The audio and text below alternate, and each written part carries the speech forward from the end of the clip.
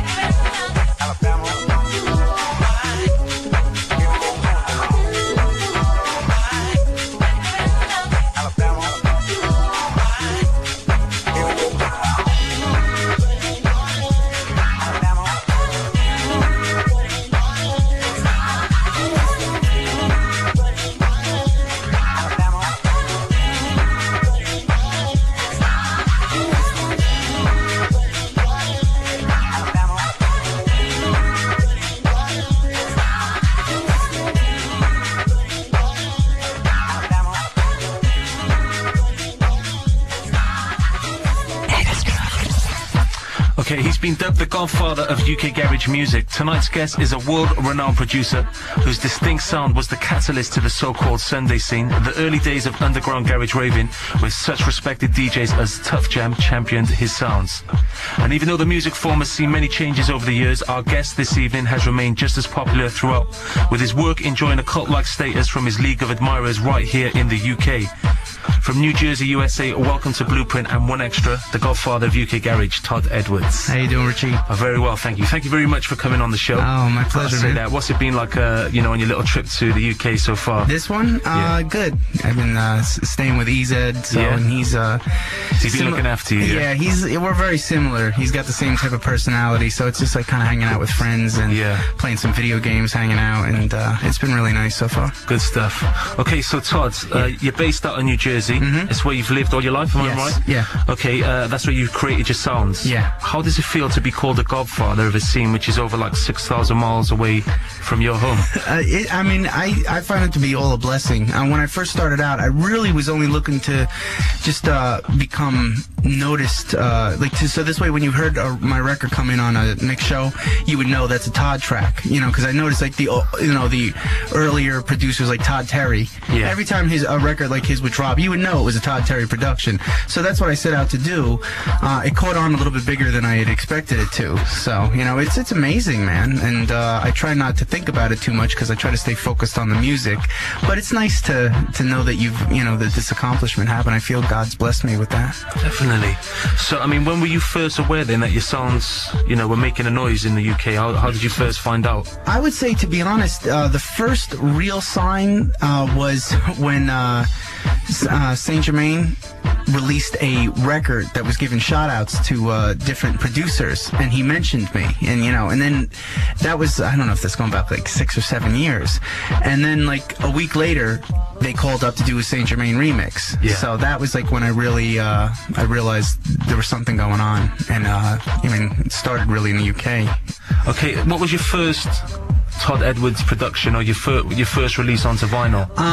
Believe it or not, the first thing I ever did on vinyl was a remix, which doesn't really make much sense. There was an Italian guy who started a label called Equinox, which was very short-lived. Had this singer from Italy that he had a song from. It was like this Euro, dance type stuff, and it was called "Come to Me," and he wanted a remix for it. I didn't understand because he wanted to like put out my tracks, but he wanted to do a remix first. It just didn't make any sense. But that was the first thing that I put out, was the remix to Marisha Jones' "Come to Me." It was also I was on the B side, and on the A side was James Bratton from 111 East, who had they had hits. He worked with what's her name? Oh, I can't remember. What's that song? "Don't Make Me Over." Remember that? Sybil? Or was it? Yeah, Sybil. Is that the name? Yeah. Yeah, Sybil. I remember her. Yeah. Yeah. Cool. All right then. We got Todd Edwards in the studio. I think we better take in a track right now. We're gonna go to Beck and Cole. Keep it right here. It's One Extra, The Blueprint. Richie V and Todd Edwards. We're back after this. I'm at your beck and call. I'm at your beck and call. I'm at your beck and call. I'm at your beck and call. I'm at your beck and call. I'm at your beck and call. I'm at your beck and call. I'm at your beck and call. So call on me. So call on me. So call on me. So call on me. What are you waiting for? What are you waiting for? What are you waiting for? What are you waiting for? I'm at your beck and call. I'm at your beck and call. I'm at your beck and call. I'm at your beck and call.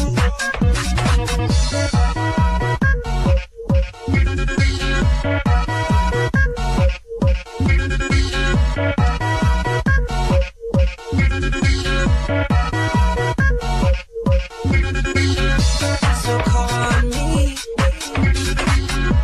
So call on me. So call on me. So call on me.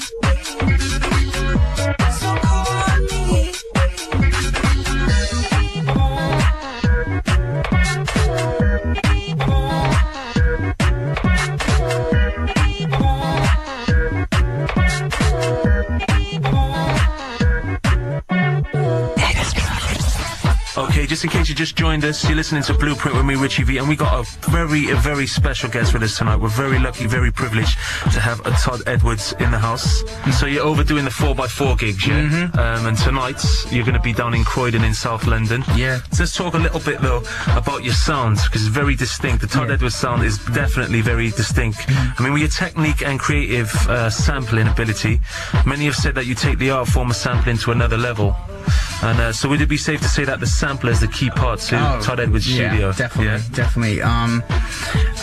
Most of the stuff is sample based. Yeah. I've taken on the sampler as an instrument more than just.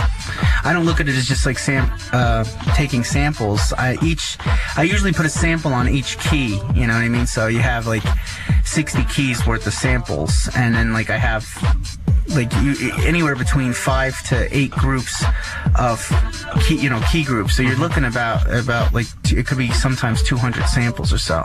It helps to speed up production as far as if you have them all in front of you, you don't have to go searching. It's almost like working from a sound library. So you don't have to you don't run out of sounds when you're trying to make a track. So I've learned.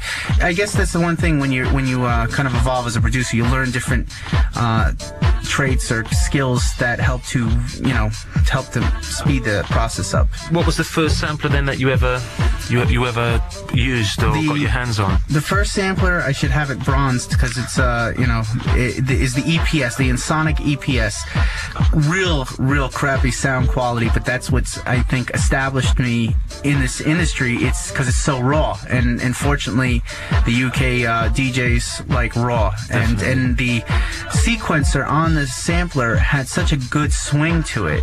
I think in fact, even with like using a computer now, it's like I have to actually try to, emulate this old sampler, because like the newer samplers have like such good quality sound that, it's almost like you lose that raw feel. So you have to like find tricks to make it sound raw. And I don't even quantize at times. Like when I'm doing samples, I do it by ear, just because I want it to, I want it to sound a certain way. Kind of And live feel. if you quantize it, it'll put it